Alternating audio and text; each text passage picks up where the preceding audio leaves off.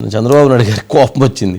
ఆ యూరియా అంశం విషయంలో, అమరావతి మునిగిపోయిందనే విషయంలో కొంతమంది చేస్తున్నటువంటి సోషల్ మీడియాలో చేస్తున్నటువంటి ఫేక్ ప్రచారానికి ఆయన ఆగ్రహానికి లోనయ్యి నిన్నైతే చాలా క్లియర్గా చెప్పారు. మీ ఇష్టం వచ్చినట్టుగా మీరు ట్వీట్లు చేసి మీరు ఇష్టం వచ్చినట్టు చేస్తే మీరు కాపీ చేసి పెట్టుకోండి, రేపు జైలుకి వెళ్ళిన తర్వాత చూసుకోవడానికి ఉండిద్ది అని చెప్పని చాలా క్లియర్గా వార్నింగ్ ఇచ్చారు. ఎందుకనంటే వాస్తవాన్ని అవాస్తవంగా చిత్రీకరించడం, అంతా గ్రాఫిక్ చేయటం, ఏఐ విజువల్స్ చేయటం, ఒక రకమైనటువంటి ఒక విష ప్రచారానికి చాలా ఎక్కువ నాంది పలుకుతున్నారు. అది చాలా ప్రమాదకరమైన అంశం. మనిషి బతికుంటే చచ్చిపోయాడని చెబితే ఎట్లా, చచ్చిపోయినోడు బతికున్నాడని చెబితే ఎట్లా, చేతుల్లో ఉన్నోడు చేతులు లేవని చెప్పని వెనకమాలు పెట్టుకొని పెన్షన్ రావట్లేదని చెప్పని కామెంట్లు చేపిస్తే ఎట్లా. ఇట్లాంటివి చూసిన తర్వాత అసలు ఆ ఫేక్ ప్రచారాల విషయంలో ఆయన అసహనానికి లోనయ్యారు. ఎవరైనా కానీ కోప్పడాల్సిందే. ఒకసారి బయట ఉన్నట్టుంది, ప్లే చేయండి.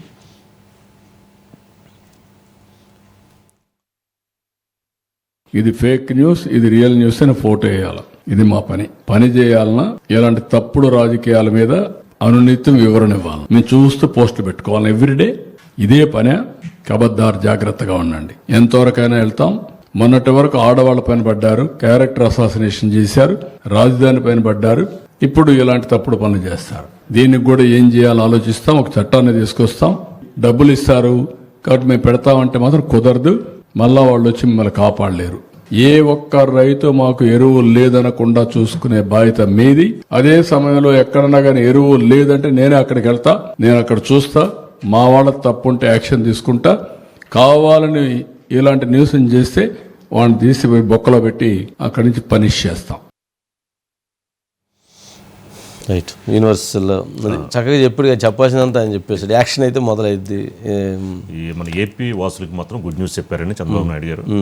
హెల్త్, యూనివర్సల్ హెల్త్ పాలసీ ఈరోజు క్యాబినెట్లో జరిగినటువంటి అంశాల్లో ఒక చాలా కీలకమైనటువంటి నిర్ణయాన్ని తీసుకున్నారు. ఆంధ్రప్రదేశ్కు సంబంధించినటువంటి ప్రజలందరికీ వైద్య విధానానికి సంబంధించి కీలక నిర్ణయం. ప్రతి ఒక్కరికి కూడా 25 లక్షల రూపాయలు విలువ చేసేటువంటి ఉచిత వైద్యాన్ని అందించడానికి, వారు అనారోగ్యానికి పాలైతే ఉచితంగా వైద్యాన్ని అందించేటువంటి ఒక నిర్ణయాన్ని తీసుకున్నారు. ఇది ప్రభుత్వ, ప్రైవేటు ఆసుపత్రులన్నింటిలో కలిపి దాదాపు 2493 నెట్వర్క్ ఆసుపత్రులకి ఉచితంగా వైద్య సేవలు కల్పించాలనేటువంటి నిర్ణయం తీసుకున్నారు. అంటే ఇది ప్రజలందరూ ఎవరికైనా ఇక అనారోగ్యం అని అంటే వాళ్ళు ఈ హాస్పిటల్స్కి వెళితే వాళ్ళకి అక్కడ చక్కటి చికిత్స అందించుకునే అవకాశం ఏర్పడుతుంది. అదేవిధంగా క్యూఆర్ కోడ్ ఉంటుంది. ఆ క్యూఆర్ కోడ్లో వాళ్ళకి ఏం టెస్టులు చేస్తున్నారు ఏంటి అనేటువంటిది ఇప్పటికప్పుడు ప్రోగ్రెస్ ఉంటుంది.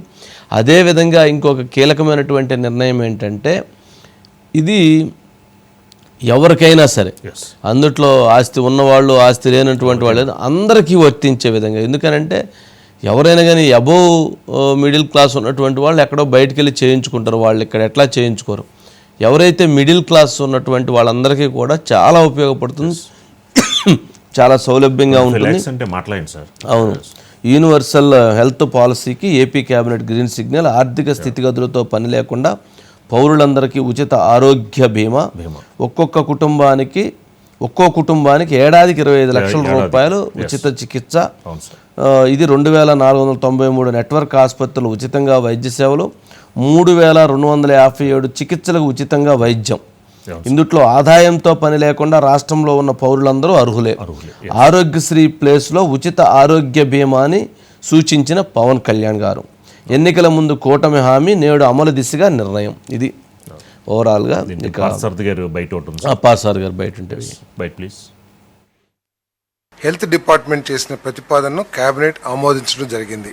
ఈ ప్రపోజల్స్ ద్వారా రాష్ట్రంలో దాదాపు 5 కోట్ల మందికి పైబడి వైద్య సేవలు అందించబడతాయి. 2.5 లక్షల నుంచి 25 లక్షల వరకు కూడా విలువైన వైద్య సేవలు అందించబడతాయి. దాంట్లో ఏంటంటే 2.5 lakhs విలువైన వైద్య సేవల్ని ఇన్సూరెన్స్ కంపెనీ అందిస్తుంది. 2.5 లక్షల నుంచి 25 లక్షలు విలువ చేసే వైద్య సేవల్ని డాక్టర్ ఎన్టీఆర్ ట్రస్ట్ ఏదైతే ఉందో ఆ ట్రస్ట్ ద్వారా సేవలు అందించబడతాయని చెప్పేసి మనం చేస్తాను.